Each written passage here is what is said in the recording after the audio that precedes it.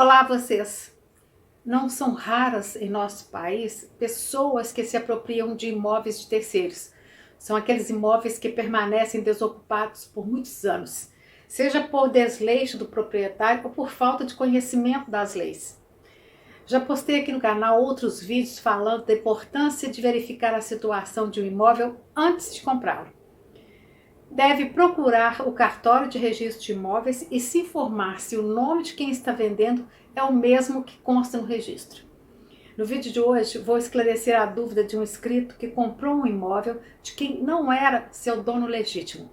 Depois de certo tempo, recebeu uma notificação de um terceiro dizendo ser o verdadeiro proprietário e pediu para que desocupasse o imóvel. A pergunta dele é: existe alguma saída para essa situação? É possível que sim, mas depende de vários fatores quando foi realizada a compra. Este é o tema do vídeo. Sou Isa Souza Araújo, advogada. Sejam bem-vindos ao canal. No e-mail do inscrito ele diz: comprei um terreno com uma casinha. A pessoa que me vendeu morou no imóvel durante anos e dizia ser o proprietário. Após a compra e com o tempo fui fazendo melhorias. Agora recebi uma carta, uma notificação de uma pessoa que diz ser a verdadeira proprietária, pedindo inclusive para que eu desocupe o imóvel. O que eu faço? Bom, pela maneira como descreveu a situação, parece-me que o vendedor adquiriu o imóvel de boa fé, confiando que a pessoa que ele vendeu era o real proprietário.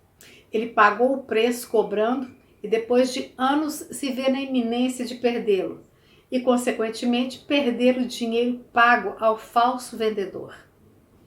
Vejam, de certo que essa venda é nula. O comprador deveria, antes de realizar o negócio, verificar no cartório de registro de imóveis em nome de quem estava registrado. Agora, esse comprador está prestes a sofrer uma evicção, denominação que se dá quando quem compra o imóvel ou está em uso dele se vê obrigado a restituir, a devolver a um terceiro, seja por força de uma sentença ou determinação judicial.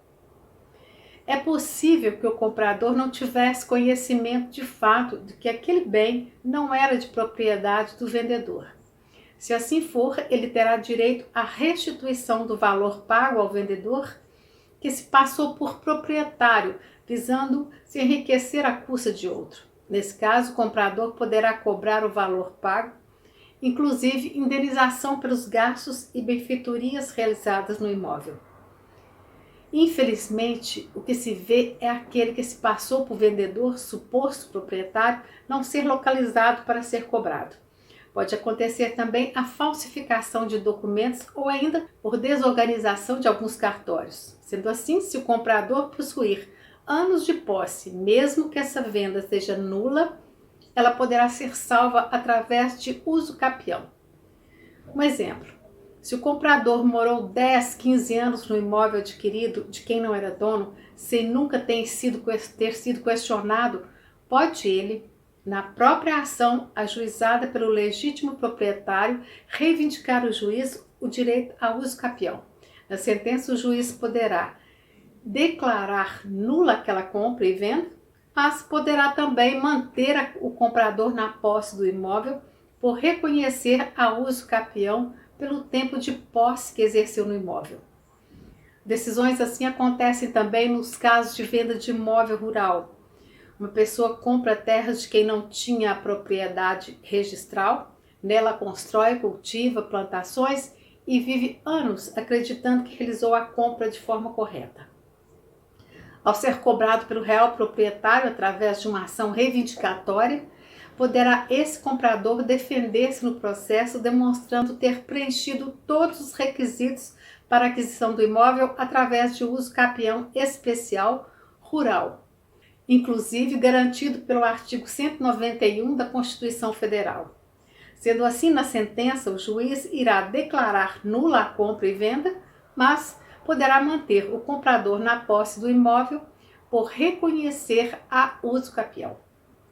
Certamente que a venda se deu num contexto de fraude, que casualmente beneficiou o comprador pela uso capião, obtida por seus próprios meios, pelo tempo de posse, inclusive somando o seu tempo ao do antecessor, e adquirir originariamente o domínio do imóvel.